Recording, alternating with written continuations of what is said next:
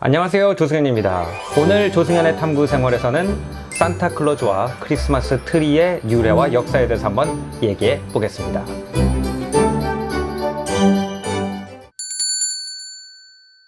우리는 크리스마스 날이 되면 대체로 화이트 크리스마스를 고대하죠. 우리 머릿속에 완벽한 크리스마스의 풍경은 대체로 오두막과 전나무가 이렇게 눈에 사포시 덮여 있고 그 사이를 뚫고 썰매를 탄 산타클로스가 선물을 싣고 오는 그런 장면일 겁니다. 크리스마스는 원래 예수 그리스도의 탄생을 기리는 날이다. 그래서 이제 크리스마스라고 부르는 것인데 좀 이상하지 않아요? 예수가 태어난 곳은 중동입니다. 다시 말하면은 크리스마스 하면 원래는 사막과 낙타가 떠오르는 게 정상일 것이라는 거죠. 하지만 우리나라 사람들의 머릿속에는 대체로 크리스마스는 북유럽의 조그마한 마을 풍경을 연상시킵니다. 저도 이게 이상해서 왜 그렇게 됐는지 그 유래를 한번 파봤습니다. 일단 산타클로스 할아버지가 어디서 유래됐는지 한번 보죠. 가장 잘 알려진 설은 산타클로스의 이름이 지금의 터키의 마이라라는 동네에서 그리스 정교 주교님이던 성 니콜라우스의 이름을 따온 것이다 라는 이야기입니다. 성 니콜라우스는 이제 주교님이었고 그분의 교구에 굉장히 가난한 딸 셋을 가졌던 아버지가 살았다고 합니다. 이쪽 문화는 딸이 시집을 갈 때 거금의 지참금이 필요한 문화여서 아버지가 가난한 경우에 지참금을 마련하지 못하면 딸들이 시집을 가는 대신에 율락업소로 팔려갈 수도 있는 그런 곳이었다고 해요. 이 딸 셋을 가진 아버지가 3명의 지참금을 도저히 마련할 수가 없어서 고민을 하고 있는 중에 성 니콜라우스가 창문을 통해서 이 세 딸의 지참금을 갖다가 선물로 주었고 이 일화를 통해서 이제 성 니콜라우스는 그 성경에 나오는 왼손이 하는 일을 오른손이 모르게 하라라는 남모르게 하는 선행의 아이콘으로 떠오르게 됐습니다. 수백 년 후에 이제 성 니콜라우스의 묘가 있던 장소를 이슬람 교도들이 점령을 하게 됐고 그때 이분의 유해가 이탈리아로 모셔져 오게 됩니다. 그 다음부터 이탈리아에서 성 니콜라우스가 굉장히 인기 있는 성인이 되면서 어린 아이들의 수호 성자로 모셔지게 돼요. 이 화면에 보시는 프라 안젤리코의 그림을 보면 이 창문으로 성 니콜라우스가 돈주머니를 선물하고 있는 장면이 나오죠.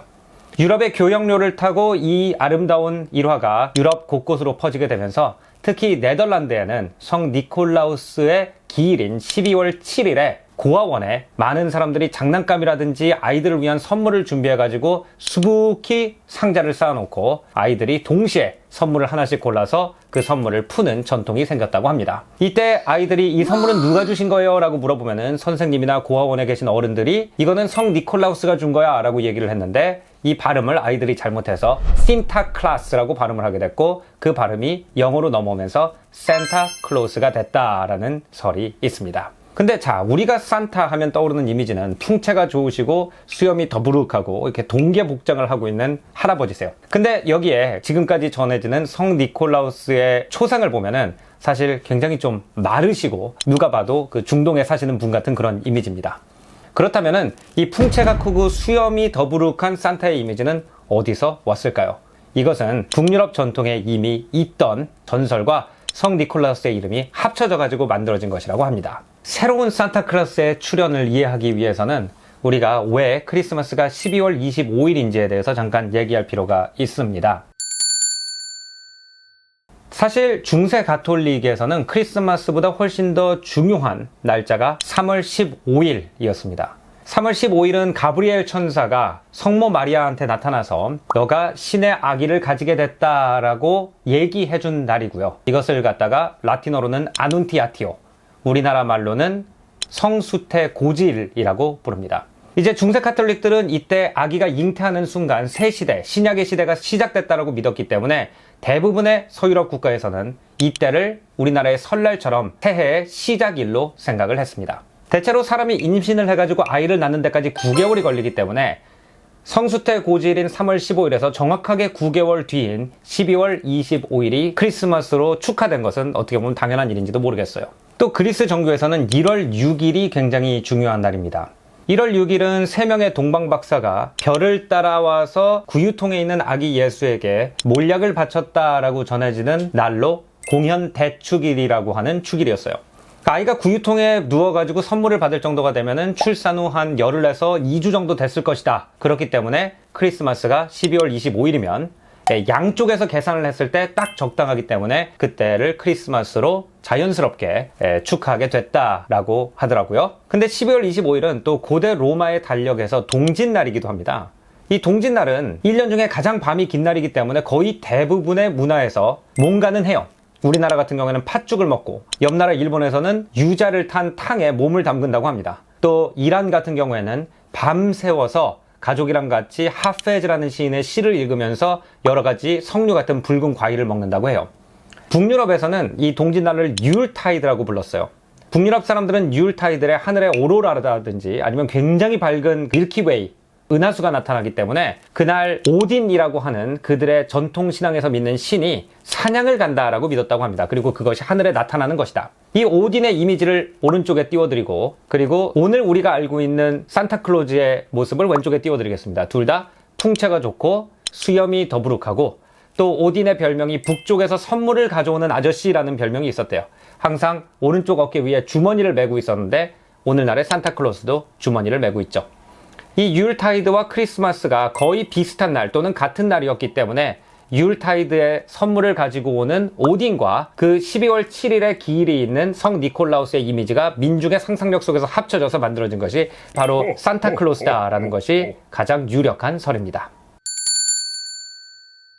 또 하나 저를 항상 의아하게 했던 것이 바로 크리스마스 트리예요. 크리스마스 트리는 전나무잖아요. 대체로 추운 지방에서 자라는 나무란 말이죠. 그것은 이제 독일인들한테 굉장히 중요했던 성 보니파치오라는 성인의 역사와 깊은 관계가 있다고 합니다. 중세 유럽 사람들한테는 물론 성경 얘기도 중요했지만 자기 동네에 처음 복음을 전파했던 성자들의 얘기가 정말 중요했습니다. 독일의 한 지역에는 성 보니파치오라는 사람의 얘기가 전해지는데 이분의 이야기가 나무와 관계가 있어요.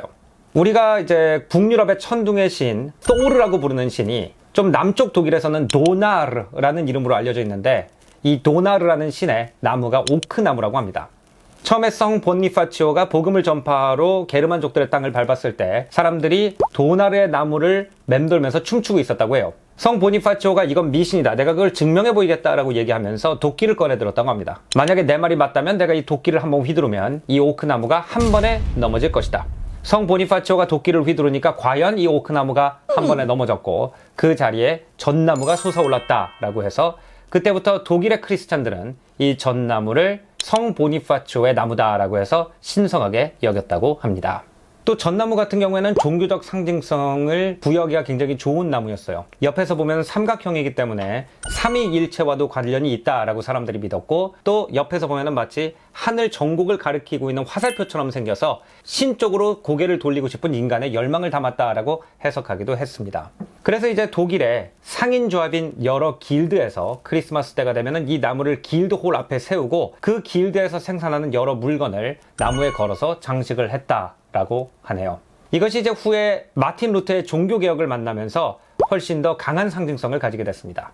제가 프랑스에서 생활할 때 좀 놀랐던 것이 프랑스는 크리스마스 트리를 그렇게 중요시 생각하지 않는다는 거였어요. 가톨릭 정통이 굉장히 깊게 남아있기 때문에 실제로 프랑스에서는 트리 대신에 크래쉬라는 걸 만듭니다. 영어로는 크립이라고 부르는데, 크립이라는 건 말 그대로 아기가 자는 요람이라는 뜻이에요.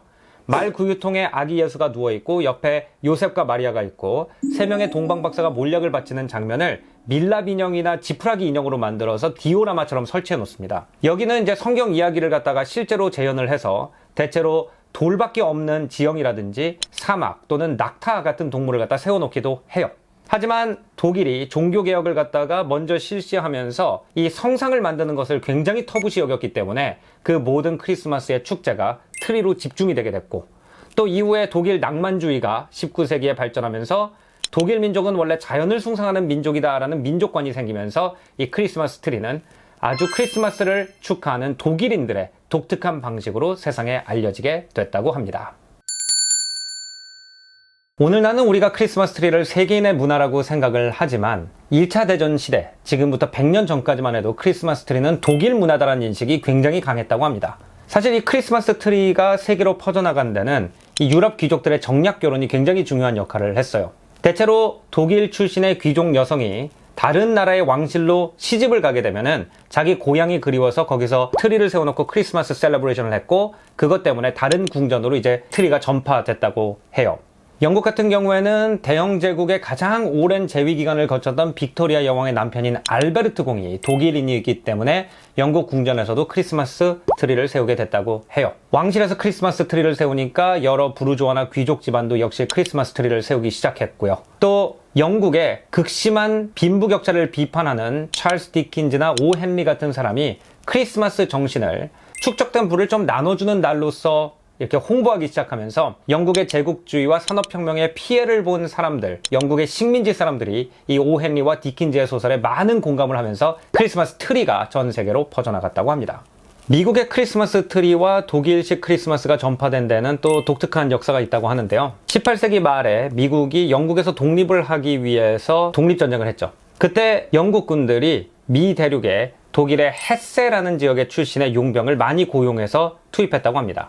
전쟁이 끝난 다음에 이 독일 출신의 용병들이 미국 전역에 퍼져가지고 마을을 만들고 살게 되는데 그 마을에서 자기 고향이 그리워서 크리스마스 트리를 세우고 독일식으로 크리스마스를 축하하던 것이 이 미국의 크리스마스 트리 전통의 원류가 됐다고 해요. 실제로 제가 그 고등학교를 나온 미시간이라는 동네는 이 헤세 용병들의 후예들이 굉장히 많이 살던 곳이었어요. 크리스마스 때가 되면은 우리 동네 사람들이 트럭을 몰고 프랑켄무스라고 하는 동네에 가가지고 크리스마스 마켓에 가서 여러 트리 장식 같은 걸 사오곤 했는데 이 프랑켄무스가 이 헤세 용병 출신들의 후예들이 지은 동네라고 알려져 있었습니다. 우리나라를 포함한 여러 나라의 크리스마스가 사실은 미국의 할리우드 영화를 통해 가지고 퍼진 곳이 많기 때문에 이 독일의 헤세 용병들이 가지고 들어온 독일 전통이 미국의 크리스마스 전통에 굉장히 중대한 영향을 미치고 그것을 통해서 전 세계 사람들이 크리스마스 그러면 독일식 풍경을 떠올리게 됐다는 거죠. 제 뒤에 있는 것이 이제 독일에서 가장 유명한 크리스마스 마켓 중에 하나인